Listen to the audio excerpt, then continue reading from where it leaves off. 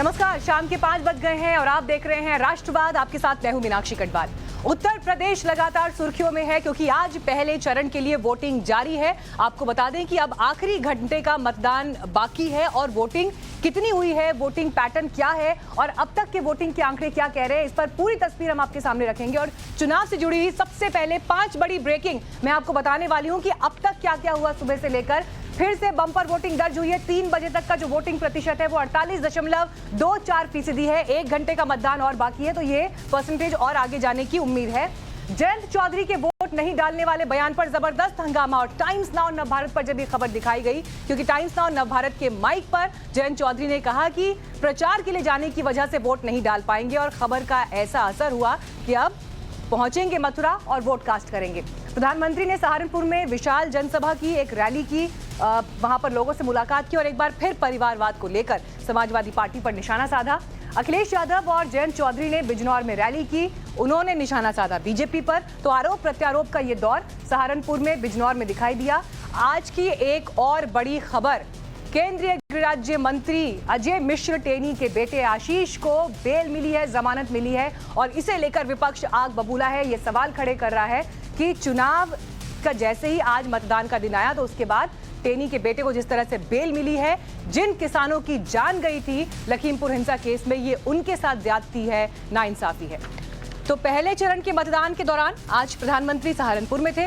PM Modi ने उत्तर प्रदेश में BJP के लिए पूरी ताकत झोंक दी। एक एक करके मैं आपको 2 तस्वीरें दिखाती हूँ। प्रधानमंत्री मोदी ने सहारनपुर में जब चुनाव प्रचार किया तो पहले तो आप देखिए किस तरह से जो है पूरा हुजूम यहाँ पर उमड़ा हुआ है और आप यहाँ पर देख पा रहे हैं कि कार से ही प्रधानमंत्री ने लोगों को जो है अभिवादन किया, हाथ हिलाकर जो है उनसे बात की, नारे वहाँ पर लगते रहे और कुछ इस तरह से फेस टू फेस एक मुलाकात की तस्वीर चुनाव प्रचार के दौरान दिखाई दी।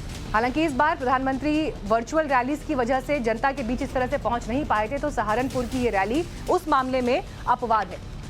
तो यहीं पर मंच की तस्वीरें भी आपको दिखा रहे हैं।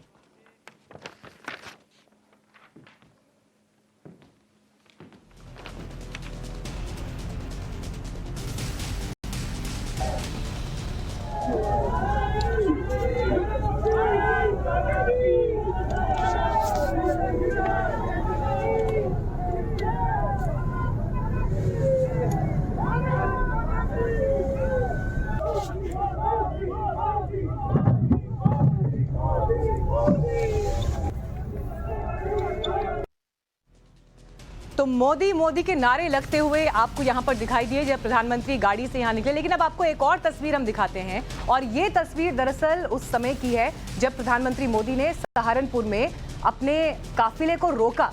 आप देखिए यहाँ पर सफाई कर्मी मौजूद थे और प्रधानमंत्री का काफिला यहाँ से निकल रहा था, तो जैसे ही उन्होंने सफाई कर्मियों को यहाँ पर देखा तो गाड़ियों को रोक दिया और यहाँ पर सफाई कर्मी जो मौजूद थे उनसे मुलाकात की, बातचीत की और ये तस्वीरें अब इस समय चर्चा का विषय भी बनी हुई हैं। सोशल मीडिया पर इसे अलग तरह से ट्रैक्शन मिल रहा है, लेकिन ये पूरी तस्वीर आपके सामने आज के चुनाव प्रचार से जुड़ी हुई। लेकिन बड़ी खबर आ रही है हमारे पास, कर्नाटक हाईकोर्ट में हिजाब विवाद को लेकर सुनवाई टल गई है और अब सुनवाई इस मामले में सोमवार को होगी। हिजाब विवाद पर अगली सुनवाई अब सोमवार तक के लिए टली और इस बीच आपको बता दें कि हाईकोर्ट ने ये कहा है कि हिजाब की जिद ना करें लड़कियां। तो ये बड़ी खबर इस वक्त आ रही है कर्नाटका हाईकोर्ट से, जहां पर सुनवाई को टाल दिया गया है सोमवार तक के लिए, यानी सोमवार पर अब इस मामले पर कुछ निष्कर्ष जो है वो सामने आएगा। लेकिन इस बीच लड़कियों को लेकर जो एक टिप्पणी कोर्ट ने भी की, उसमें ये कहा कि हिजाब के लिए जिद ना करें। इससे पहले आपको कल का दिन भी याद होगा जिसमें एक बड़ा अहम स्टेटमेंट था जो सामने आया था। जज ने जब अपनी बात रखी तो उनका ये कहना था कि हमारे ज़माने में स्कूल में एक रंग हुआ करता था। तो कल जज के स्टेटमेंट को भी जो है एक बड़ी तस्वीर के रूप में पढ़ा जा रहा था और आज हमारे सामने खबर ये आ रही है जहां पर लड़कियों को एक निर्देश उन्होंने ज़रूर दिया है कि हिजाब को लेकर जिद अपनाने की ज़रूरत नहीं है। लेकिन जज के इन दोनों स्टेटमेंट्स को किस तरह से आगे पढ़ा जाएगा, सोमवार को क्या तस्वीर सामने आएगी वो देखना होगा। तो हिजाब विवाद पर सोमवार तक के लिए सुनवाई टली है, लेकिन आज सहारनपुर में प्रधानमंत्री मोदी ने हिजाब पर हिसाब चुकता कर लिया। परिवारवाद को लेकर समाजवादी पार्टी की जमकर आलोचना की तो मुस्लिम बेटियों का जिक्र कर विपक्ष पर हमला बोला। तो वहीं अखिलेश और जयंत चौधरी भी बिजनौर में मौजूद थे। अखिलेश यादव ने वहीं से बीजेपी पर हमला किया। आइए आपको सुनवाते हैं आरोप प्रत्यारोप का दौर। भाजपा के लिए विकास में बेटियों की सहभागिता सबसे बड़ी प्राथमिकता है। इसलिए आज हर सेक्टर को बेटियों के लिए खोला जा रहा है। मुस्लिम बहन बेटियां हमारी इस साफ नियत को भली भांति समझती है। हमने मुस्लिम बहनों को 3 तलाक के जुल्म से मुक्ति दिलाई है और हमने जो 3 तलाक के खिलाफ कानून बनाया है उसने मुस्लिम बहनों को सुरक्षा का विश्वास दिया है। लेकिन साथियों, जब मुस्लिम बहन बेटियों का समर्थन खुलेआम भाजपा को मिलने लगा, जब मुस्लिम बेटियां एक 2 मिनट के अपने वीडियो डालने लगी, भाजपा की सरकार की तारीफ करने लगी, सदियों के बाद इतना बड़ा सम्मान मिला, इसके लिए गौरव गान करने लगी, तो जो कुछ वोटों के ठेकेदार होते हैं उनकी नींद हराम हो गई, वो बेचैन हो गए। अरे हमारी ही बेटी मोदी मोदी करने लग गई। तो आज जनता ने जो मतदान किया वो किस आधार पर किया? जाति या फिर ध्रुवीकरण या फिर जो मुद्दे उनको छूते हैं उन पर? विकास जिसमें अहम स्थान रखता है। पश्चिमी यूपी में बीजेपी ने महिला सुरक्षा से लेकर दंगा और परिवारवाद को मुद्दा बनाया। इसका चुनाव पर कितना असर हुआ? चुनाव से एक दिन पहले प्रधानमंत्री मोदी ने अपने इंटरव्यू में परिवारवाद को लेकर मुलायम परिवार पर हमला बोला। प्रधानमंत्री मोदी ने बताया कि एक समय में मुलायम परिवार के 45 लोग किसी न किसी राजनीतिक पद पर मौजूद थे। पीएम ने कहा कि 25 साल होते ही परिवार के हर सदस्य को चुनाव लड़ाया जाता है। प्रधानमंत्री ने विपक्षी दलों के परिवार और अपनी पार्टी में परिवारवाद पर क्या कहा उसे भी आपको बताएंगे, लेकिन उससे पहले आपको मुलायम परिवार के कुनबे की एक तस्वीर हम दिखाते हैं और ये तस्वीर जब आप देखेंगे तो प्रधानमंत्री के इस अटैक को और आप बेहतर तरीके से समझ पाएंगे।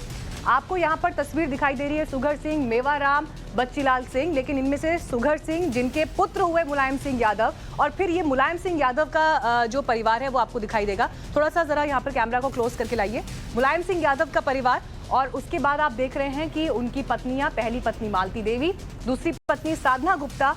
मालती देवी जो उनकी पहली पत्नी हैं, उनसे अखिलेश यादव उनके बेटे और डिंपल से उनकी शादी हुई। तो ये आप देख रहे हैं पूरा फैमिली ट्री। और यहाँ पर साधना सिंह जो उनकी दूसरी वाइफ हैं, उनसे उनके पुत्र हैं प्रतीक यादव, और अपर्णा यादव उनकी वाइफ हैं जो कि अब बीजेपी में शामिल हो गई हैं।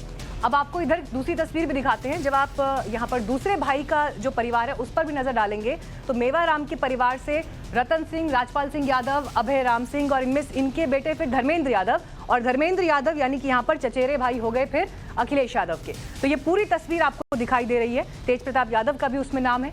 अब यहाँ पर तीसरे भाई की तस्वीर देखिए, बच्चीलाल सिंह, जिनसे बेटे हुए रामगोपाल यादव, और मेवाराम जी के ही पुत्र जो है वो यहाँ पर आपको दिखाई दे रहे हैं शिवपाल सिंह यादव, और फिर शिवपाल के बेटे आदित्य यादव और रामगोपाल यादव के बेटे अक्षय यादव। तो ये पूरा परिवारवाद जिसका जिक्र प्रधानमंत्री ने अपने भाषण में भी किया कि 45 लोग थे जो अलग अलग राजनीतिक पद पर थे और 25 साल की उम्र में मात्र चुनाव लड़वा दिए जाते हैं।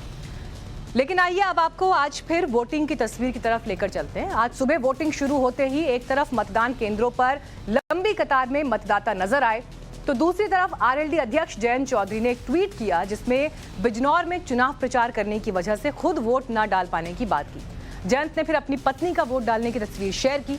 बीजेपी ने सवाल उठाया तो फिर जयंत ने कहा कि जैसे ही समय मिलेगा मथुरा जाकर वोट डालेंगे। क्योंकि सेकंड चरण का चुनाव और पहले चरण में उन्होंने कम समय रखा है। पहला चुनाव 10 को है, सेकंड 14 को है, तीसरा 20 तारीख को है। तो बीच में 2 दिन और कम है प्रचार के। तो आज मेरा कार्यक्रम बिजनौर का है। मेरी वोट मथुरा में बनी है और चारों मेरी जो पत्नी है वो गई हैं वोट करने। लेकिन संदेश तो गलत जाता है, क्या कर सकते हैं। नहीं, मेरा वोट मथुरा में है, हम लोग यहाँ बिजनौर में है, क्योंकि सेकेंड राउंड और पहले राउंड के बीच में सिर्फ 2 ही दिन जो है चुनाव अभियान के हैं। चारों जो मेरी पत्नी हैं वो सुबह ही जाके मथुरा वोट डाल चुकी हैं। यहाँ कार्यक्रम खत्म होगा तो 6 बजे तक जो मतदान केंद्र खुले हैं मैं कोशिश करूँगा वहाँ पहुँच के अपनी वोट डालूँ। और मैं सबको कहता हूँ कि वोट जरूर डालें, मताधिकार का प्रयोग करें और उत्तर प्रदेश में परिवर्तन लाने के लिए वोट दें। तो आज राष्ट्रवाद में जो मुख्य सवाल हैं वो ये कि पहले चरण में बम्पर वोटिंग का फायदा किसे मिलेगा, और ये सवाल इसलिए अहम हो जाता है क्योंकि पहले चरण में जो लीड ले जाता है सरकार, उसकी बनती हुई राज्य में दिखाई दी और कम से कम बीते 3 विधानसभा चुनावों में ऐसा हुआ है। यूपी का वोटिंग पैटर्न जो है वो क्या है, जातियों पर वोट पड़े हैं या फिर ध्रुवीकरण ने यहाँ पर असर दिखाया है या फिर विकास लोगों की पहली प्राथमिकता है। पहले चरण में किसने हार मान ली, टेनी के बेटे को जमानत से विपक्ष क्यों आग बबूला है, तो इन तमाम सवालों के इर्द गिर्द आज ये पूरी बातचीत होगी। बातचीत में हमारे साथ खास मेहमान इस वक्त जुड़ गए हैं। बीजेपी से हमारे साथ अनिला सिंह आ गई हैं, राजनीतिक विश्लेषक करण वर्मा हमारे साथ मौजूद हैं, समाजवादी पार्टी से डॉक्टर रोली तिवारी मिश्रा हमारे साथ बातचीत में जुड़ गई हैं और किसान नेता हमारे साथ मौजूद हैं चौधरी अवनीत पवार, और आरएलडी से अनुपम मिश्र जी हमारे साथ जुड़ गए हैं। तो सबसे पहले मैं इस वक्त अपने संवाददाताओं का रुख करना चाहूंगी, एक बार ग्राउंड से इनपुट ले लेते हैं, उसके बाद डिबेट को खोलेंगे। रविकांत हमारे साथ इस वक्त मौजूद हैं। रविकांत, अब मात्र 1 घंटा बचा है वोटिंग के लिए और अभी तक का वोटिंग प्रतिशत, वोटिंग पैटर्न क्या कह रहा है? देखिए मीनाक्षी, बस 1 घंटे और बचे हैं, लोग जो हैं वो अपने मताधिकार का प्रयोग करें। लेकिन लोकतंत्र की खूबसूरती देखिए, 2 अभिभावक मेरे साथ हैं, इनके गोद में छोटे छोटे बच्चे हैं, लेकिन इन्होंने समय निकालकर अपने मताधिकार का प्रयोग किया है और ये कह रहे हैं कि ये जो हमारा राइट्स है वो बड़ी मेहनत के बाद हमको संविधान ने दिया है। दूसरी तरफ देखिए, इनकी पत्नी है और इनके हाथ में भी बच्चा है, ये भी अपने मताधिकार का प्रयोग करके आए। तो आप ही से पूछ लेते हैं, मथुरा में आपने अपना वोट डाला जी, क्या चाहती हैं सरकार से, क्या सोचकर वोट किया? नथिंग, बस अच्छी सरकार चुनने हम लोग को, जिससे आगे सब बच्चों का भविष्य अच्छा हो। That's it. आप बताइए, आपने भी वोट डाला, जो मौजूदा सरकार है, जो यहाँ के विधायक हैं, पावर मिनिस्टर भी हैं, कैसा कामकाज उनका लगा आप लोगों को? जो मौजूदा विधायक हैं, जितनी उम्मीद थी उतना काम नहीं किया उन्होंने, जिनसे हमें जितनी ज़्यादा उम्मीद थी उतना नहीं किया। शायद आगे जो विधायक बनेंगे, जो भी बनेंगे, शायद अच्छा काम कर रहे हैं, इस उम्मीद के साथ में हमने वोट डाला है। तो आप लोग बदलाव चाहते हैं या मौजूदा सरकार, भले ही विधायक से नाराज़गी है, सरकार से, उनके मुखिया से कोई नाराज़गी नहीं? बदलाव तो होना ही चाहिए, बदलाव में तो कोई बुरी है नहीं कि हम तो चाहते हैं कि बदलाव हो। और देखिए, तो अपना मताधिकार है, जिसके जो जनता जिसके साथ ज़्यादा होगी उसी की सरकार आएगी।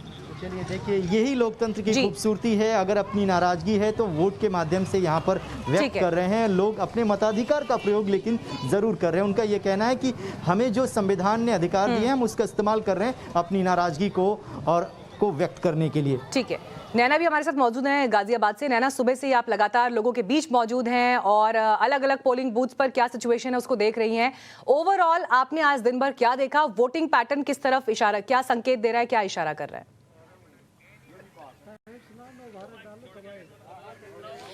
देखिए मीनाक्षी, सबसे खास बात अगर हम गाजियाबाद की विधानसभा सीटों की बात करें तो ये 5 जो सीटें हैं वो अभी तक बीजेपी के खाते में हैं। और एक ये फैक्टर हमने समझने की कोशिश की कि इस बार अगर 2017 के चुनावों में देखा जा रहा था कि मोदी लहर का प्रभाव था, हमने ये समझने की कोशिश की कि इस बार के चुनाव में क्या ये लहर फैक्टर है या फिर लोगों के मुद्दे बहुत ज्यादा इंपॉर्टेंट है।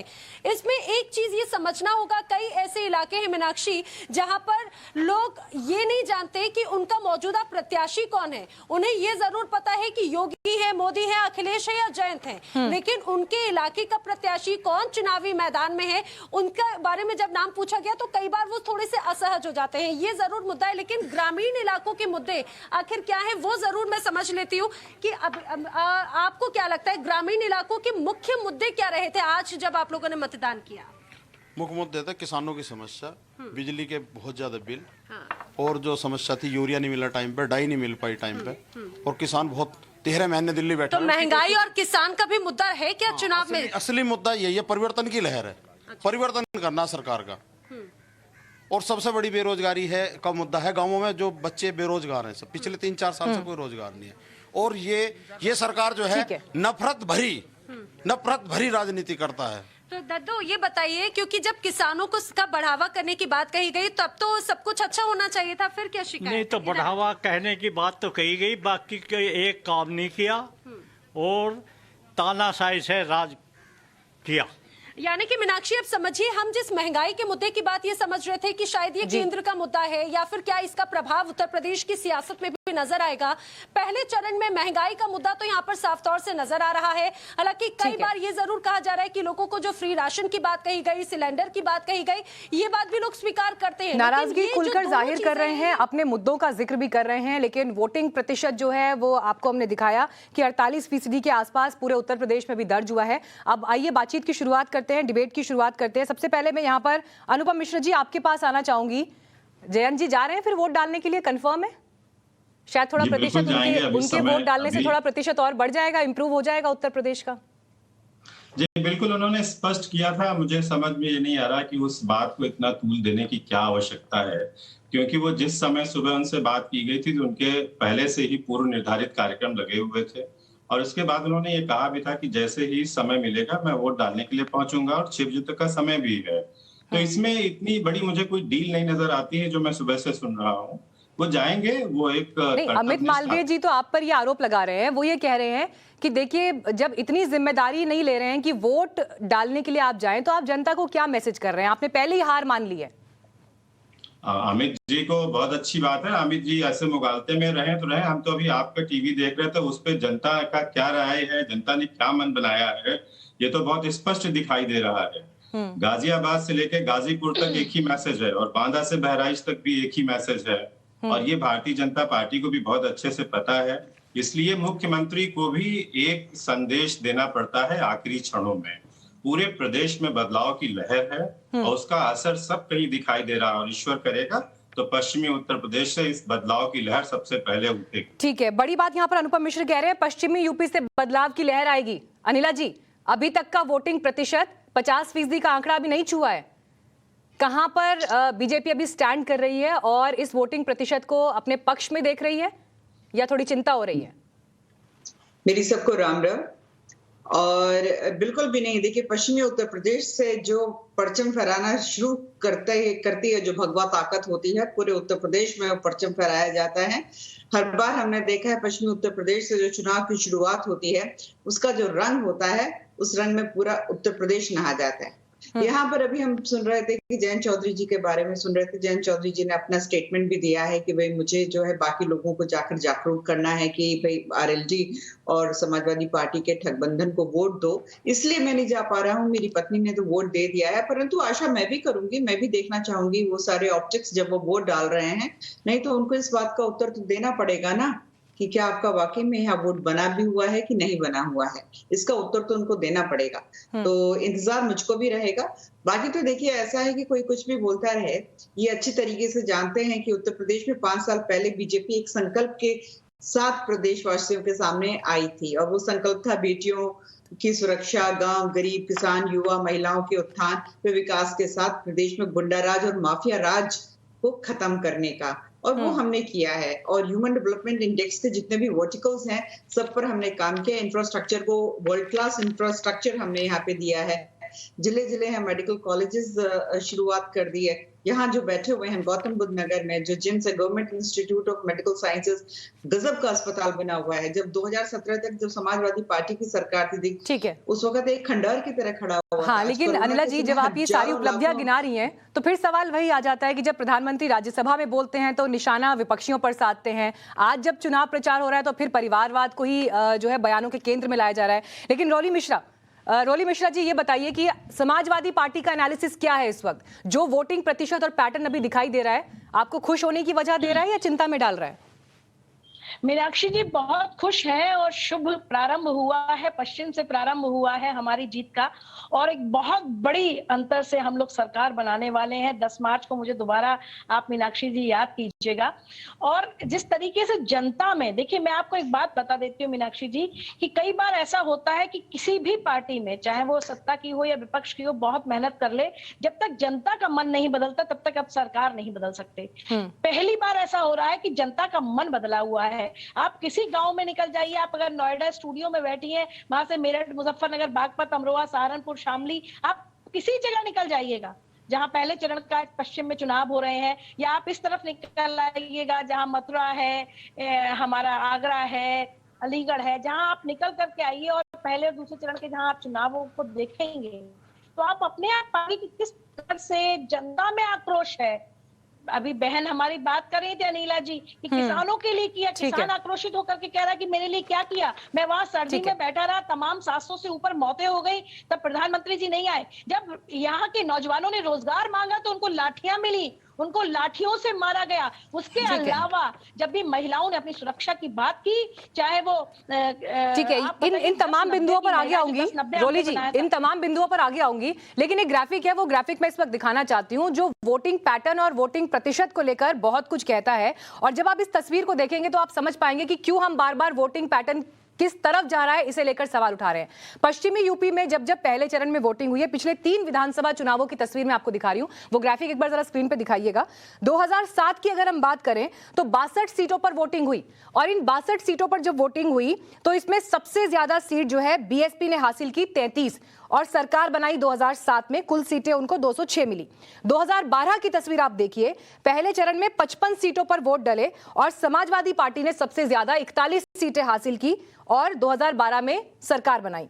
2017 की तस्वीर आप देखिए, पहले चरण में 58 सीटों पर वोट डले, जिसमें से बीजेपी ने 53 सीटें हासिल की और बाकी 4 सीटों पर नंबर 2 की पार्टी रही और 312 सीटें जीतकर राज्य में बीजेपी ने सरकार बनाई। और इसीलिए हम बार बार ये कह रहे हैं कि पहला चरण ये तय कर देता है कि राज्य में किसकी सरकार बनने वाली है। कम से कम बीते 3 चुनावों में तो ये साबित हुआ है। करण वर्मा, किस तरफ आप लहर को देख रहे हैं इस वक्त? मीनाक्षी जी, बहुत ही दिलचस्प हो गया है ये, और इसमें कोई शक नहीं कि असल में मुद्दों की राजनीति और जो नैरेटिव है इस इलेक्शन का, वो बीजेपी ने सेट किया कानून व्यवस्था और महिला सुरक्षा को लेकर। पर जब हम वोटिंग पैटर्न देखते हैं, जैसे आपने अभी दिखाया, तो इस समय सपा के खेमे में मुस्कुराहट होगी, क्योंकि जब हम वोटिंग परसेंटेज इंक्रीज होते हुए देखते हैं तो हमेशा एक परिवर्तन की ओर वो नन्हे कदम होते हैं। मैं नहीं कहता कि ये पूरी तरह से निर्णायक वोट पड़ा होगा वेस्टर्न यूपी में, पर इसमें कोई शक नहीं है कि सपा ने थोड़ा सा गेन किया होगा। मैं नहीं मानता कि इस बार केवल और केवल एक चरण ये तय कर देगा कि आगे क्या होने जा रहा है। ये काफी कांटे की टक्कर होगी। सपा को इस चरण में गेन होंगे, पर बीजेपी का भी सुपड़ा साफ नहीं होगा। ये एक कांटे की टक्कर होगी वेस्टर्न यूपी में, और आने वाले चरणों में ये बहुत ही दिलचस्प होता हुआ मुकाबला हमें दिखने जा रहा है। आप कह रहे हैं कि सिर्फ पहले चरण से कुछ तय नहीं किया जा सकता, लेकिन पिछले 3 चरण में, पिछले 3 विधानसभा चुनावों में क्या हुआ उसकी तस्वीर हमने दिखाई। चौधरी साहब, आपके पास आ रही हूं। देखिए, जिस तरह की पूरी परिस्थिति बनी हुई है पश्चिमी यूपी में, कम से कम किसानों को लेकर सभी दलों ने बातें की हैं, बड़ी बड़ी बातें की है। किसान किस पर भरोसा कर रहा है और पहले चरण में क्या भूमिका किसानों की रहेगी? क्या किसानों ने एकजुट होकर जातियों में बटे बगैर वोट किया है किसान बनकर? सबने किसान बनकर वोट किया है और इस बार किसानों की सरकार बनेगी, आप देखिएगा। ऐसा सोचने की क्या वजह है इसके पीछे, बताइए। इसकी वजह बीजेपी है या भारत सरकार को कह लीजिए, जिन्होंने किसानों को 13 महीने तक धरने पे बिठाए रखा। उनका बहुत बहुत कोटि कोटि धन्यवाद कि वो नहीं चाहते थे कि आगे वो सत्ता में आए। उन्हें नहीं पता था कि 5 साल बाद इलेक्शन होते हैं। चलिए, आपका दावा अपनी जगह, सीधे ग्राउंड पर चल लेते हैं। मुजफ्फरनगर आंदोलन में जो किसान बैठे थे, एक बड़ा हिस्सा मुजफ्फरनगर से भी गया था और वहां से कुंदन हमारे साथ इस वक्त मौजूद है। कुंदन, देखिए, कहीं ना कहीं जो पहले चरण का ये चुनाव है, इसके नतीजे ये तय करेंगे कि किसान आंदोलन की बाद की नाराजगी के क्या मायने थे और बीजेपी किसी हद तक कानून वापस लेने के बाद क्या उसे दूर करने में कामयाब रही या नहीं, या फिर विपक्ष के जो दावे थे वो सही हैं। बहुत कुछ आज की जो इस वोटिंग से तय होगा। बिल्कुल बिल्कुल, मुजफ्फरनगर जो कि आप सुगर बाउल कह सकते हैं और पूरा वेस्टर्न यूपी का सबसे बड़ा केंद्र बिंदु है।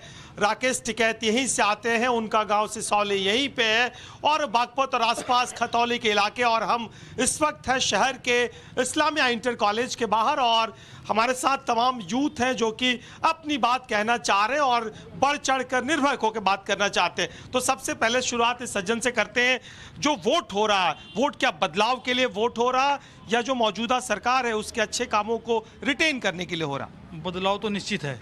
जनता आपको दिख रहा है, सुबह से आप भी कहीं ना कहीं जा रहे हो तो जनता परेशान है। जनता सुबह से एक ही बात कह रही है, जो भी मीडिया वाला आता है कि हम बेरोजगार हैं, हमारे पास रोजगार नहीं है। लड़कियों के पास जाओ कि हमारे पास शिक्षा नहीं है।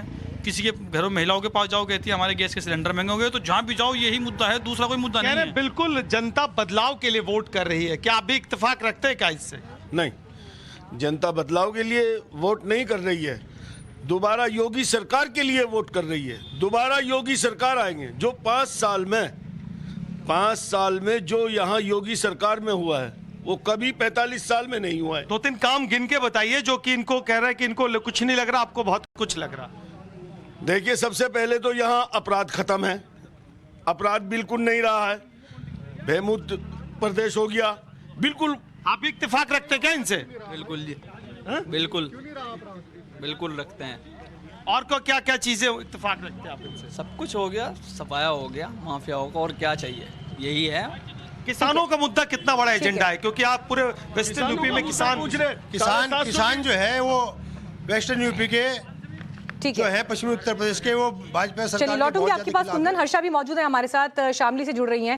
हर्षा, आज दिन भर आप शामली, कैराना, इन तमाम इलाकों में पहुंचती रही, लोगों के बीच भी पहुंची। पश्चिमी यूपी इस बार क्या मैसेज पूरे उत्तर प्रदेश को देने वाला है, ये सवाल लगातार बना हुआ है। आपने क्या सेंटिमेंट महसूस किया वोटर्स के बीच?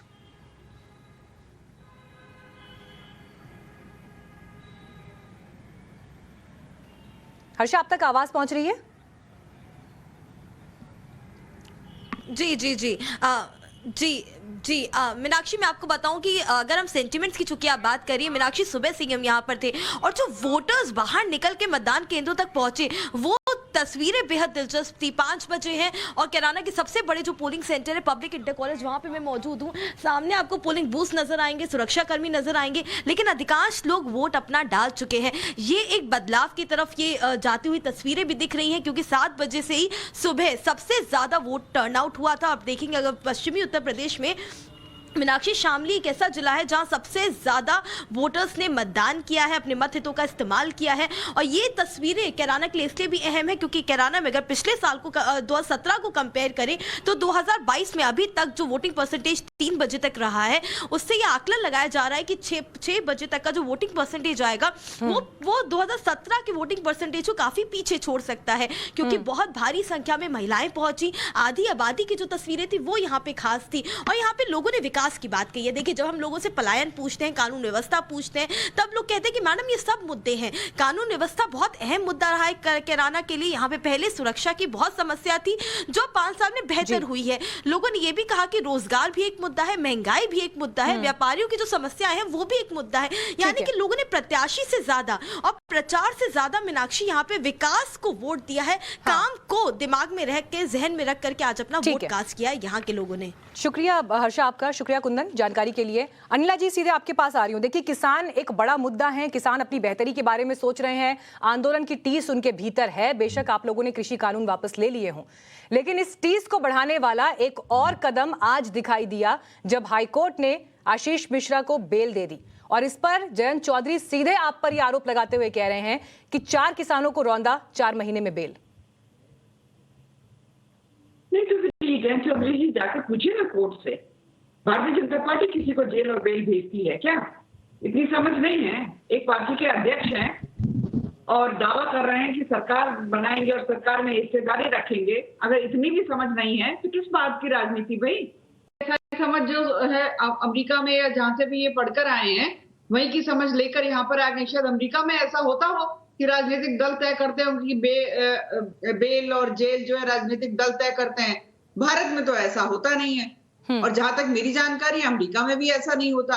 फिर इस प्रकार की बातें क्यों कर रहे हैं? भारतीय जनता पार्टी ने उनको बेल दी है, उनको बाहर आने के लिए। कोर्ट ने बेल दी है, जेल भेजा है उसी ने बेल दी है, जाके पूछे कोर्ट से। अनुपम जी, देखिए, अनिला जी अपनी पार्टी का पक्ष रखें, लेकिन सत्य यह है कि जिस समय ये आरोप तय हो रहे थे और जिस समय की ये घटना है, उसके बाद प्रदेश सरकार ने ऐसा कोई कदम बाकी नहीं रखा जिसमें उन्हें बचाने का प्रयास ना किया गया हो।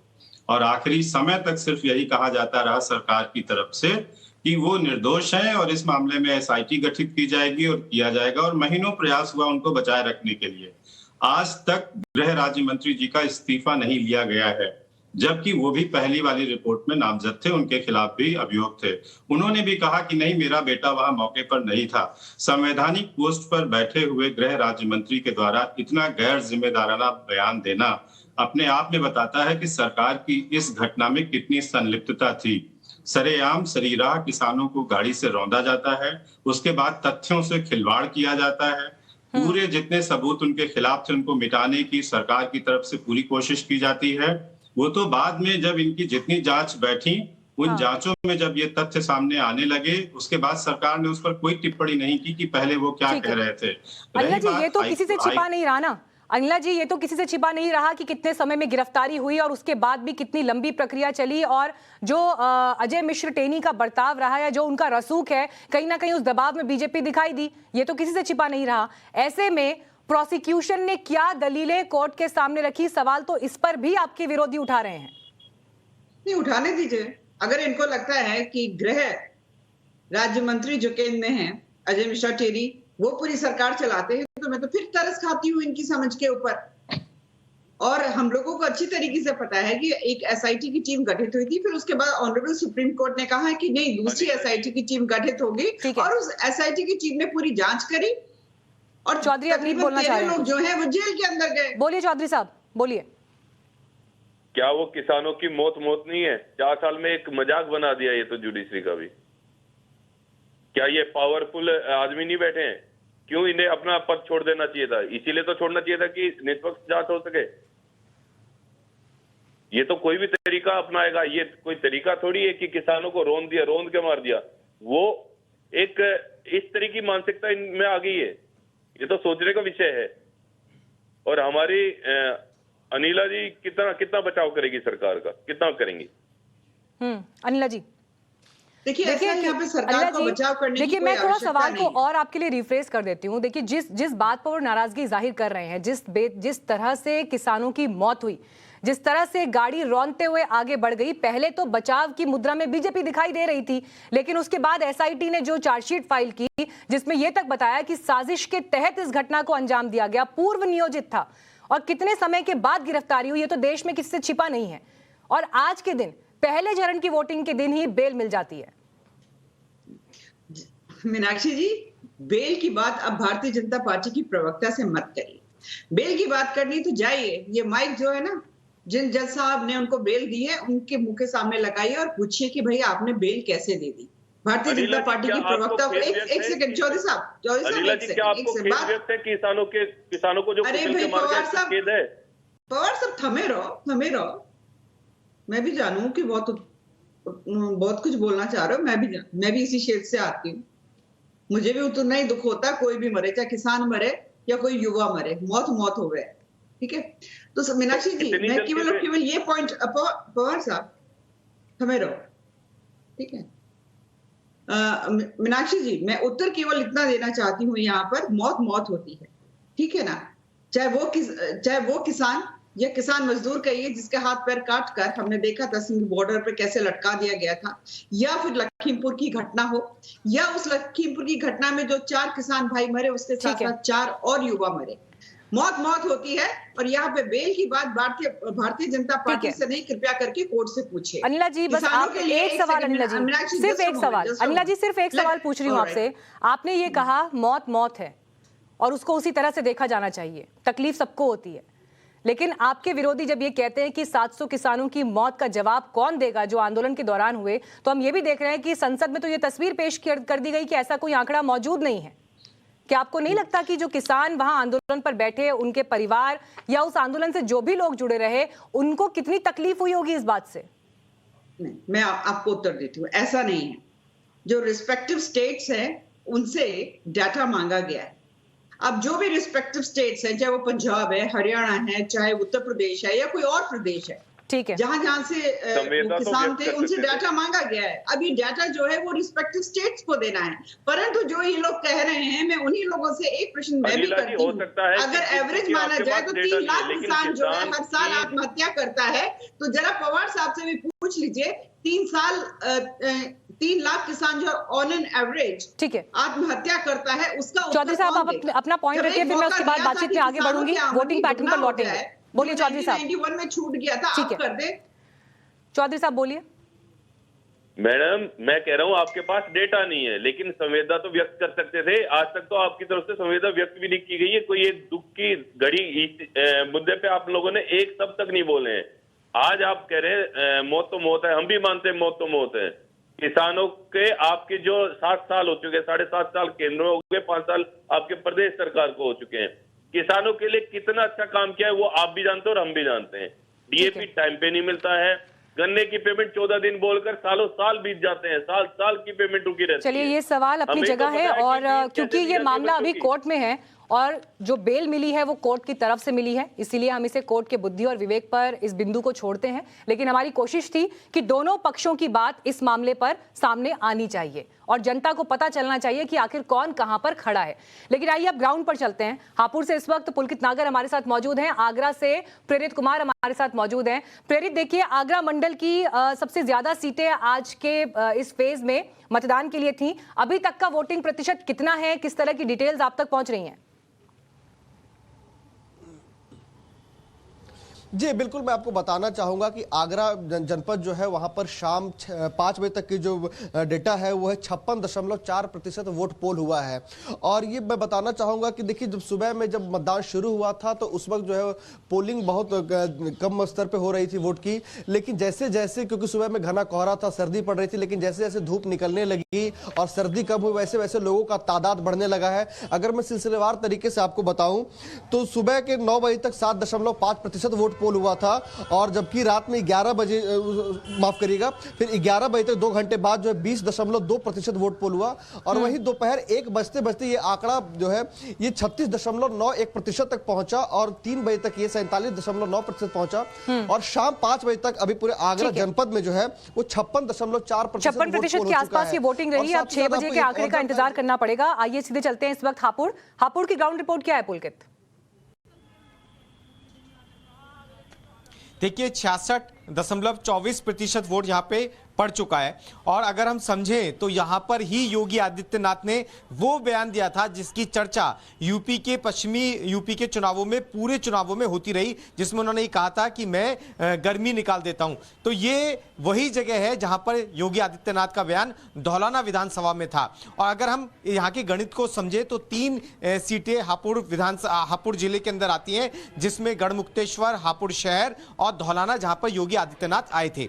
जो यहाँ के लोग हैं, धौलाना वो सीट है जो किसानों से जुड़ी रहती है, बाकी हापुड़ शहर और गढ़मुक्तेश्वर व्यापारियों की सीट मानी जाती है। और पिछले 2017 में भी हापुड़ शहर और गढ़मुक्तेश्वर बीजेपी के पास थी और धौलाना बसपा के पास गई थी, और अब वही कैंडिडेट बीजेपी से चुनाव लड़ रहे हैं। तो समीकरण कहीं ना कहीं ये बताता है कि योगी आदित्यनाथ का यहाँ दिया हुआ बयान यहाँ के लोगों को काफी ठीक लगा, प्रभावित करता हुआ नजर आया। लेकिन दूसरे इलाकों में जैसे कि शामली, बागपत, वहां पर लोगों को वो पसंद नहीं आया था। जी ठीक है, शुक्रिया आपका पुलकित इस जानकारी के लिए। प्रेरित, आपका भी धन्यवाद। डॉक्टर रोली तिवारी मिश्रा, हापुड़ ही वो जगह है जहां से योगी आदित्यनाथ ने हुंकार भरी थी कि विपक्षियों की गर्मी निकाल देंगे। आज किस खेमे में गर्मी महसूस हो रही है, या फिर मखमली हवा का एहसास है? देखिए अनिला जी के वक्तव्य को देख करके आपको महसूस हो रहा होगा कि जिस धीरे धीरे हार पास आती है तो प्रवक्ताओं के रंग भी उड़ने लगते हैं। मेरी बड़ी बहन है, बड़ा उनका सम्मान करती हूँ। बात कर रहे थे गर्मी तो निकालने की बात अजय मिश्रा टैनी जी के बेटे आशीष मिश्रा जी ने भी की थी, और आज जिस तरह से उनको बेल मिली, मैं आपको बता नहीं सकती किस तरह से किसानों में उत्साह था। और जो 56% आपको लग रहा है और उससे ज्यादा जो प्रतिशत बढ़ रही है वोटों की, किसान अपने घर से निकल के जब मौसम खराब था तब भी वोट डालने जा रहे थे, क्योंकि अब उनको बदला लेना था इस बात से कि एक राजा का बेटा या एक मंत्री का बेटा, जिस मंत्री ने नैतिकता के आधार पर भी कभी अपना इस्तीफा देने के बारे में नहीं सोचा, उनका बेटा जो अपराधी था उसको किस प्रकार से। और मैं आपको बता दें, लेकिन प्रधानमंत्री तो वोटिंग से एक दिन पहले के अपने इंटरव्यू में ये गिना रहे हैं रोली जी प्रधानमंत्री तो लेकिन ये गिना रहे हैं कि समाजवादी परिवार में 45 लोग एक टाइम में ही अलग अलग राजनीतिक पोजीशंस पर थे। ये है परिवारवाद का आलम। देखिए समाजवादी पार्टी परिवार का हिस्सा तो मैं भी हूँ, मैं तो ब्राह्मण हूँ, मैं उसको अपना मैं उसको परिवार का हिस्सा मानती हूँ। अखिलेश यादव जी के लिए 23 करोड़ आबादी उत्तर प्रदेश की है, जो उनका पूरा परिवार है और हम उनके निर्देशन में काम करते हैं। दूसरी चीज मैं आपको बता देती हूँ, जिस तरह से दुरुपयोग किया गया राजनीतिक शक्तियों का, चाहे वो ईडी हो, चाहे वो इनकम टैक्स ऑफिस डिपार्टमेंट हो, सबका बड़े तरीके से दुरुपयोग किया। तोते बगले कौवे सब यूज किए गए। लेकिन इस बार की जनता मन बना चुकी है मीनाक्षी जी। आप बाहर निकल करके देखिए, किसान पूछ रहे हैं कि भैया हमारी एमएसपी क्यों नहीं आपने अभी तक लागू की। किसान पूछ रहे हैं हमें खाद क्यों नहीं मिल रही है। किसान पूछ रहे हैं कि हमें सिंचाई की बिजली क्यों नहीं मिल रही है फ्री। हमारा बिजली का बिल इतना क्यों आ रहा है। हम कह रहे हैं 300 यूनिट बिजली फ्री देंगे, हम सिंचाई की बिजली। राजनीतिक शक्तियों के दुरुपयोग का आपने यहाँ पर आरोप लगाया। और अनिला जी देखिए, कल भी जब प्रधानमंत्री ने एक बड़ा साक्षात्कार दिया, 70 मिनट का ये साक्षात्कार था, वो भी वोटिंग से करीब 12-14 घंटे पहले के समय में, तो आरोप यही लग रहा है आपके ऊपर कि अगर वोटिंग से ऐन पहले जिस तरह से एक पूरा इंटरव्यू होता है जिसमें विपक्ष को निशाने पर लिया जाता है, क्या ये आचार संहिता के उल्लंघन के दायरे में नहीं आएगा? क्योंकि कहीं ना कहीं वोटिंग पैटर्न को ये प्रभावित कर सकता है। प्लेन सिंपल इंटरव्यू था। बाकी अगर आपको लगता है जिस प्रकार से आपने कहा कि क्या ये आचार संहिता को उल्लंघन नहीं करता है, तो इसका तो संज्ञान इलेक्शन कमीशन लेगा ना। आप और हम तो ले नहीं सकते हैं। इलेक्शन कमीशन है इन सब चीजों को देखने के लिए। अब तो फिर ये देश कैसे चलेगा कि यहाँ पे ये कहा जाए सुप्रीम कोर्ट बेकार, हाई कोर्ट बेकार, इलेक्शन कमीशन बेकार, सब कुछ बेकार है। नैतिकता आपके लिए क्या कहती है? कैसे रहा है? अनिला जी, ठीक है, एक सेकंड। अनिला जी, मेरा सवाल आपसे ये है, अनिला जी मेरा सवाल आपसे ये है, नैतिकता यहाँ पर क्या कहती है? लोकसभा में बजट के थैंक्स मोशन पर जो अभिभाषण होता है, एक सेकंड रोली जी, एक सेकंड रुकिए, आपको दूंगी मौका। अनिला जी, सवाल यहाँ पर ये है, 3 दिन में 3 स्पीच सामने आती हैं। एक सेकंड रुक जाइए रोली जी प्लीज, एक सेकंड रुकिए प्लीज, किसी की बात नहीं सुनाई देगी। अनिला जी, 3 दिन में 3 स्पीच होती हैं वोटिंग से जस्ट 3 दिन पहले, जिसमें लोकसभा में प्रधानमंत्री करीब 100 मिनट का भाषण देते हैं, राज्यसभा में करीब उतनी ही लंबी स्पीच होती है, फिर जो है एएनआई को 70 मिनट का एक साक्षात्कार दिया जाता है, और बातें लगभग वही है जहां पर 70 सालों के शासन की बात है, कांग्रेस पर निशाने की बात है, विपक्ष पर निशाने की बात है, परिवारवाद पर निशाने की बात है, और इसीलिए आपके विरोधी ये कह रहे हैं कि ये चुनावी भाषण था। नहीं तो इन लोगों, क्योंकि इनके पास कुछ और कहने के लिए नहीं। क्या 50 साल से ज्यादा जिन लोगों ने मेरे देश पर राज किया, जो आर्टिकल 1 संविधान का कहता है इंडिया विच इज भारत, उसको भारत को तो खत्म कर दिया। इंडिया जो ब्रिटिशर्स की धरोहर बनकर यहाँ पर रह गए थे कांग्रेस, अब मेरे देश का बिल्कुल बंटाधार करती है। तो क्यों नहीं? अनिला जी, आरोप ये है कि लोकसभा और राज्यसभा में चुनावी भाषण हो रहा है, ये आरोप लगा रहे हैं आप पर। तो लगाने दीजिए। अच्छा, आपको फर्क नहीं पड़ता है? तो जाके पार्लियामेंट में सोते हैं। ठीक है, इन लोगों की, चाहे वो समाजवादी, एक सेकंड रुकिए, समाजवादी पार्टी हो चाहे वो कांग्रेस हो, कोई और राजनीतिक दल, इनकी अटेंडेंस देख लीजिए, क्या अटेंडेंस है। जब अधीर रंजन चौधरी बोल रहे थे तो राहुल गांधी सो रहे थे। दुनिया ने देखी है ये चीज। और किसानों के विषय में यहाँ पर अगर बोला जा रहा था, ठीक है अनिला जी, अब ये सोने वाली बातें बताएंगे आप तो फिर हर दल के नेता की ऐसी एक फोटो निकल आएगी। इस पर ना टिप्पणी करें, इस पर टिप्पणी ना करें। फिर ऐसे सोने वाली बात होगी तो हर दल के किसी नेता की ऐसी तस्वीर सामने आ जाएगी। मैं उस डिटेल में नहीं जाना चाहती। ठीक है रोली मिश्रा, फटाफट आप एक लाइन का कमेंट करिए, फिर मैं करण जी से लूंगी जवाब। नहीं, मैं अनिला जी को बता रही थी, मुझे शेर याद आ गया था, मेरा कातिल ही मेरा मुंसिफ है, क्या मेरे हक में फैसला देगा।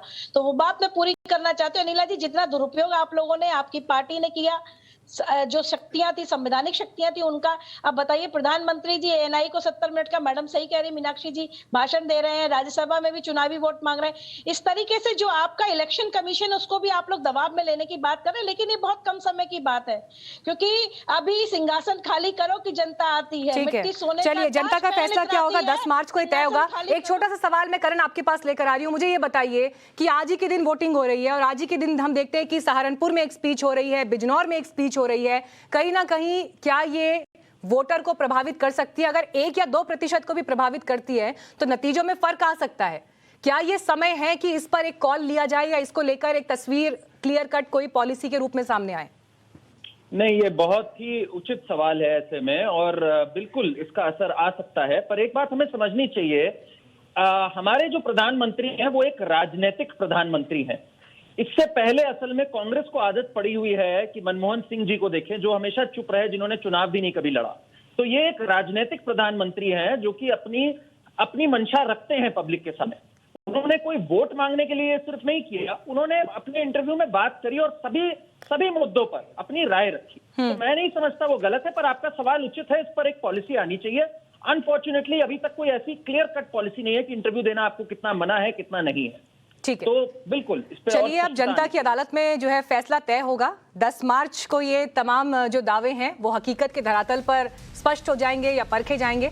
बहरहाल बहुत बहुत धन्यवाद आप सभी का इस चर्चा में जुड़ने के लिए।